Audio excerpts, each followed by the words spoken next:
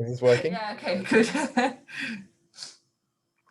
Adam Finley is going to talk to us on the gap between MHD stellar wind torques and those required by rotation evolution models. Thank you, Sandra. So for those people who don't know me, I'm Adam Finley, and I just started a postdoc in France as part of the Whole Sun ERC project that's led by Sacha Brun. But previously I did my PhD in Exeter with Sean Matt as part of another ERC project called Awesome Stars. And primarily I'm going to focus on the work that I did during my PhD for this talk because it's more BCool related, and that involves both Victor and Sean directly. And then there is a long list of collaborators that have helped me at different points along the project for different things. And so I just want to start off by just summarizing the problem slash the gap, because I don't really have a solution. So if people want to just, not pay attention that once I give the summary, then they're more than welcome. But in general, what we find is that we have rotation period observations of low mass stars like the sun, and we have them at different points in time. And so what we can do is we can construct models of their rotation evolution from which, because we assume we understand stellar structure, we can get the angular momentum loss rates that would be required to reproduce that spin down of those stars. And then we can compare the wind torques that we get from those models directly to models that we do with MHD simulations, where we put in what we consider as a realistic mass loss rate, wind acceleration profile, global magnetic field strength. Often what I'm going to talk about today is fed by Zeeman Doppler imaging. And what we find is that when we compare the values, however we compare them, they're always different. And in general, the wind torques required by rotation evolution models are generally a lot larger than the wind torques that we get from using MHD models. And so there's a real question, what's going on there? And we can think of it in this way, that by solving the gap that is between the two techniques of modeling wind torques, we'll be able to get better constraints on, say, what the mass loss rates in those radio emission systems are supposed to be for the simulation, so we get better predictions. So actually it links quite well with both Rob and Joe's previous material. So just a quick disclaimer as well, that this is not a new concept, and actually generally models of rotation evolution that take into account results that were developed from MHD simulations generally follow the formula where they have their rotation evolution torque is some breaking law that is derived from an MHD set of simulations with a factor to make it agree. So this has already been known in the literature for a while. I'm just pointing it out again and again. So with that said, for those people who are not familiar with the rotation evolution of sun-like stars or low mass stars, they're all similar in the mass range of 0.2 to 1.3, 1.5 solar masses. Generally, what I'm going to say here is all self-consistent for those masses. Stars are born from a gravitational collapse, and so they have initially a wide range of rotation periods, and they are also born with an accretion disk, which is what Lewis Island, who is also a current member of the Awesome Stars project with Sean Matt and Exeter, is going to talk about today a little more. But during this phase, when the protostars have a disk, they actually maintain a fairly stable rotation rate. Then they spin up because they leave the protostar phase and enter the zero age main sequence, and they contract and they lose their disk. And then during the main sequence, which is the largest part of the star's lifetime, angular momentum is removed due to stellar winds. And what is a neat thing about stellar winds is that in rotation observations, they actually form a convergence. They remove the evidence of the fact that there was initial spread in the rotation periods at the age of around 1 gig a year and then through or to the end of their lives. And they do this through a feedback loop whereby the rotation is powering the dynamo, which is setting the magnetic field, and the magnetic field is what is energizing the corona, driving a mass loss. It's also affecting the breaking rate of the star. So the magnetic field affects the stellar wind, which then is carrying away angular momentum, which then impacts the rotation. And so there's a loop here that then converges the stars in this sequence with the stellar winds to have similar rotation rates and spin down similarly. And as a side, just to be even more illustrative, if we consider this region of the diagram here, which is the schematic-like part of the diagram where stars spin down in a very specific way, no matter what their initial condition seems to be. The gradient of the slope in this diagram, the rate of change of the rotation period versus time, is actually telling us directly what the angular momentum loss rate in the stellar wind is, without us even thinking about what the physics of stellar winds are. All we need to know is what's the gradient of the slope, what is the stellar wind slowing down in terms of the moment of inertia, and what is the rotation rate, essentially. Those are the only things that we need to know.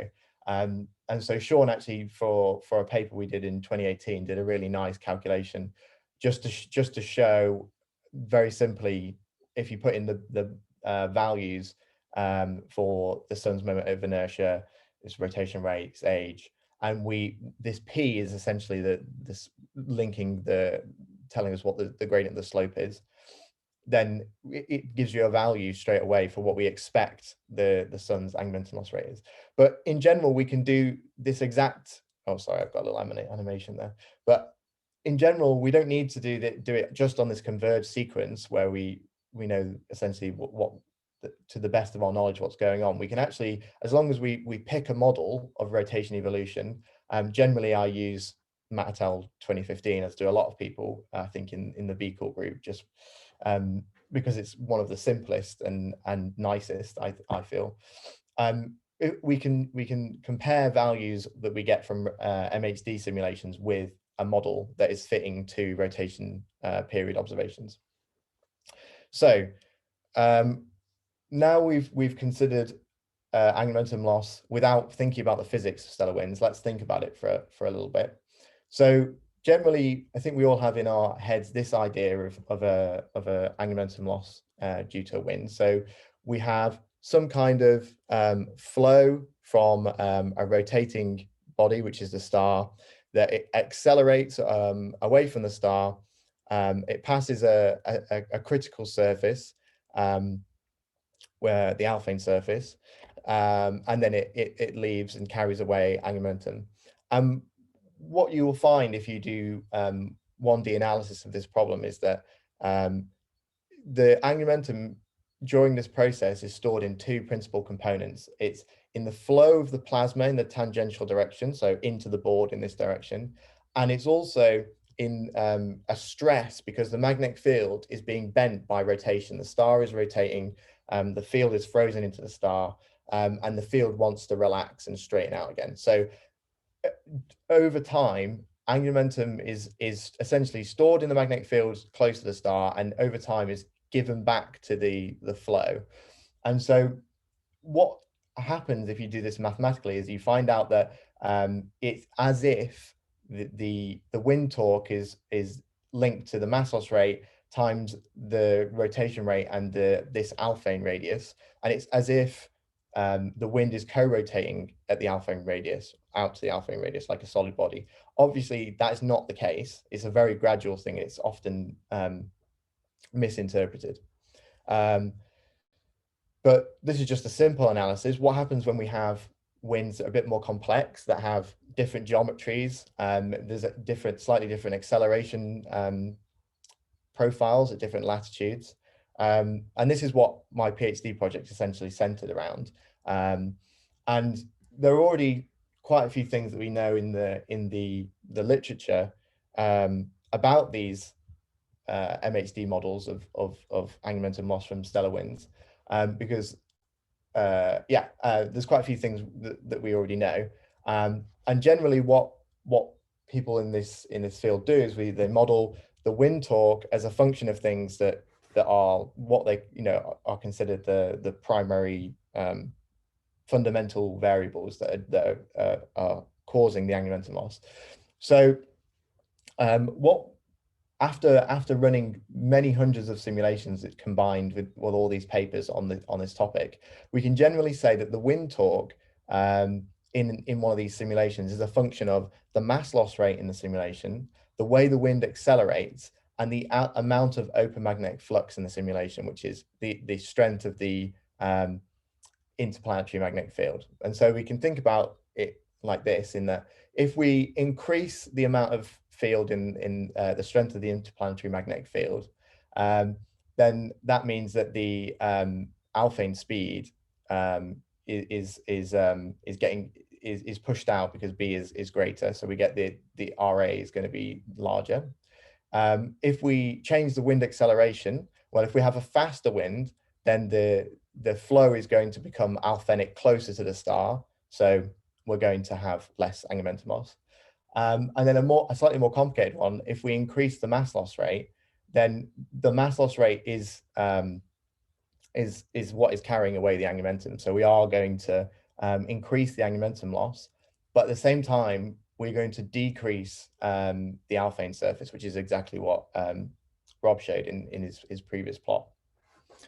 Now, when it comes to actually using observations, we can't really ascertain what is the open magnetic flux or the interplanetary magnetic field of other stars. So we have to do little tricks. Oh, I should say as well that you can, we're obviously in this case using a polytropic wind model, but you can also repeat this same kind of analysis with models that use Alfvén waves, such as work that Dag presented yesterday. And in general, when you construct the braking laws in the same way that we do for the polytropic wind models, you find near enough the same conclusions with a little tiny bit of an offset. So what we want to do is find a way that we can transfer observations of the surface field from ZDI into what is open magnetic flux without having the need to run these simulations over and over again. And so one of the things that has been known is that the strength of the geometry of the magnetic field is a key factor in setting where the Alfvén surface, setting the braking in the simulations, because it essentially sets how quickly the magnetic field decays, and that's linked to the open magnetic field. And what we were able to do during my PhD is come up with a way of including this conversion of surface magnetic field to open magnetic field in these semi-analytic braking laws by essentially dividing this region up into saying where each of the components is significant. So imagine we've got a multipolar magnetic field here. Then if we go far away from the star, the field looks dipolar because all the other modes decay away. And as we get closer, we're going to get into regions where the certain modes haven't decayed away yet. And so they're still significant, and we need to take them into account. And it turns out that depending on where the Alfvén surface is falling, depends on what components you're going to have to take into account. So in general, for a lot of stars, you can just take the dipole component of the magnetic field from the ZDI map. And if you were to run a simulation with that dipole component in a polytropic setup, you would get the exact same result, near enough, to what you would get with the multipolar magnetic field in terms of the braking of the simulation. Obviously, the geometry would be different. But what we can do with this fact is we can say, okay, well, if we have a fixed magnetic field from ZDI, and we have if we increase the mass loss rate, which is bringing the Alfvén surface in, then at some point there will be a threshold where if we increase the mass loss rate of the star anymore, the Alfvén surface will have to take into account of the lower order magnetic fields. And so this is a really nice way of phrasing the question, how much do multipolar fields make a difference to angular momentum loss?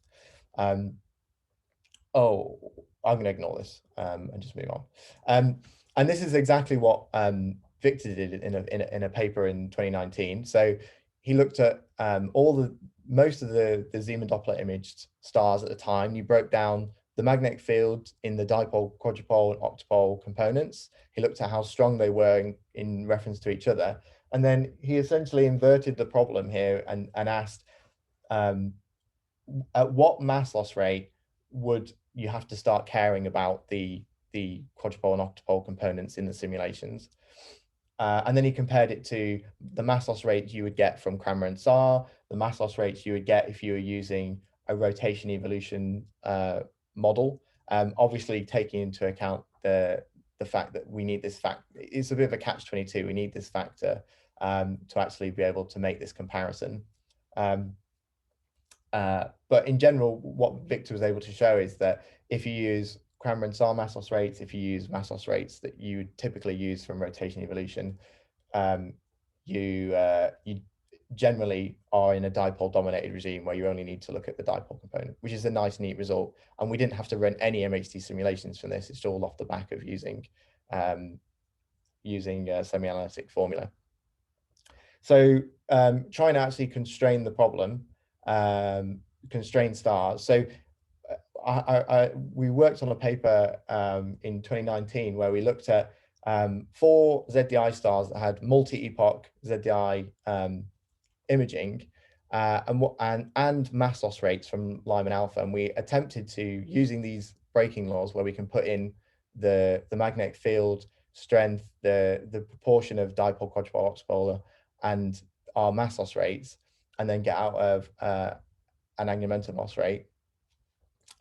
We looked at how ZDI, how the cycles observed in ZDI affect where they fall in this, the alphane radius versus the parameters that we care about diagram. So you can see them moving around in this diagram. It's worth noting that there's also other works that did this with full 3D simulations, and we get the exact same results, but we just had to do, semi-analytic calculation, which is quite neat. It sort of proves the usefulness of writing these formulas like this. But long story short, we've got these 4 stars that we calculate the angular momentum loss rates during a cycle with ZDI constraints, with mass loss constraints, and we plot them in comparison to what we'd expect from rotation evolution models, which are in these squares. And you can see that in every case, the angular momentum loss rates are lower, and they're about a factor of 20 lower than what we'd get from rotation evolution. And a very quick, brief side note on the sun, because I normally talk about the sun quite a lot in these talks. For the sun, we've obviously got this value from rotation evolution. We can also measure the open magnetic flux, the interplanetary magnetic field of the sun. So we also get a value from this, and we also can do magnetogram observations of the sun. And if we choose, each of these methods produces a wildly different value. So it's not exactly clear what's going on. And so I really have lied to everybody, because it's not a gap, it's gaps. There's just lots of gaps in our knowledge here. So if we use MHD models to model rotation, to model the wind torques, then they'll differ from MHD models that use open magnetic flux as the thing that's constraining them compared to field strengths, and that's by a factor of 7. Then these open magnetic flux models are going to differ from the rotation evolution models by a factor of 3. So that's a combined factor of about 20. Similarly, if we just do ZDI, using those ZDI works, we compare the field strengths, MHD models using field strengths for those, and the rotation evolution models, we end up with this factor that's 3 to 60. And so then, just to add an extra piece into the mix, now we're getting really good observations from Park Solar Probe and Solar Orbiter, where we can actually constrain what the angular momentum is in the solar wind, so we can actually measure that. And if we measure that, we generally seem to agree with the models that use open magnetic flux to constrain the angular momentum loss rate. And so there's still this factor of 2 to 3 that's different between our observations in the rotation evolution models. So there's a gap between in the sun's case, and then there's a gap in the other stars' case. So how do we remove the gap? Well, maybe the rotation evolution models in that period need to be tweaked a little bit. Maybe there's stuff that isn't being considered, like stalled braking at early times and weekend braking at late times. Maybe there's differential rotation, but that generally that doesn't seem to be able to do it. Maybe we need better mass loss rate constraints. That I think we could all agree on that. How well is ZDI field strengths being recovered? Hard to know. And generally, we do need to do this sort of work with better wind driving, so alpha wave wind driving, but generally in the sense that it changes how much open magnetic field there is in the simulation rather than how it accelerates the wind.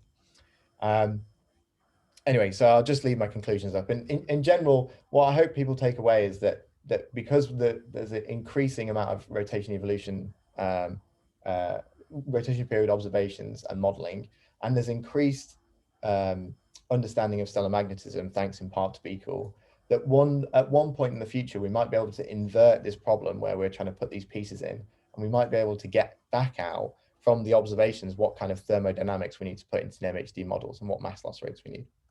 Okay, hope that was all right for everybody. If you've got any questions. Thank you very much, Adam. Are there any questions? Let me see.